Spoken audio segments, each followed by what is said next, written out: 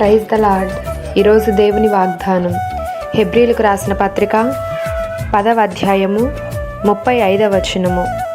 కాబట్టి మీ ధైర్యమును విడిచిపెట్టకుడి, దానికి ప్రతిఫలముగా గొప్ప బహుమానమును కలుగును. ఈరోజు పరిశుద్ధాత్మ దేవుడు సంఘం గురించి మనతో మాట్లాడుతున్నారు.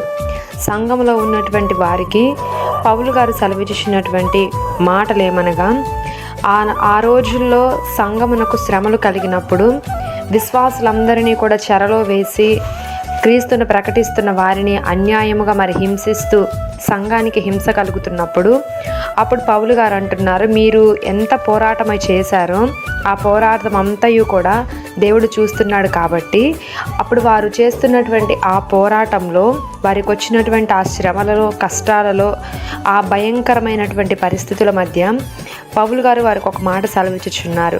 అదేమిటంటే, మీ ధైర్యమును మాత్రం మీరు విడిచిపెట్టకండి.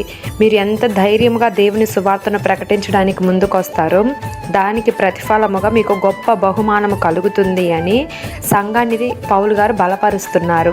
ఈరోజు పరిశుద్ధాత్మ దేవుడు మనల్ని కూడా బలపరుస్తున్నారు. మనకున్నటువంటి కష్టాల మధ్య, శ్రమల మధ్య, నిందలు, అవమానాల మధ్య కృంగిపోతూ ఇక నా జీవితం ఇంతే, ఇక ఈ పరిస్థితులు గడ్డు పరిస్థితులు, ఇక మారవు ఈ కఠినమైన పరిస్థితులని నలిగిపోతున్నటువంటి వారికి దేవుడు ఏమంటున్నారనంటే, మీ ధైర్యమును విడిచిపెట్టకుడి అని అంటున్నాడు.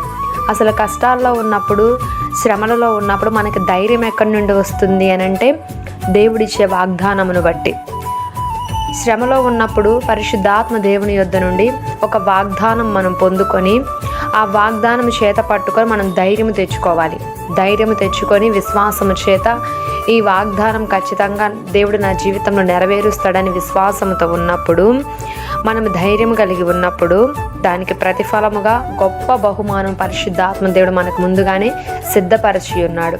కాబట్టి ఈరోజు ఎవరైతే కృంగి ఉన్నారో, ఎవరైతే బలహీనమైన పరిస్థితుల మధ్య నలిగిపోతున్నారో అటు వారు దేవుని వాగ్దానం చేత బలపడి ధైర్యము పొందుకొని మనం ముందుకు సాగినట్లయితే ప్రభువు యొక్క కృప మనందరము కూడా యేసు నామములో పొందుకొందుముగాక. ఆమేన్.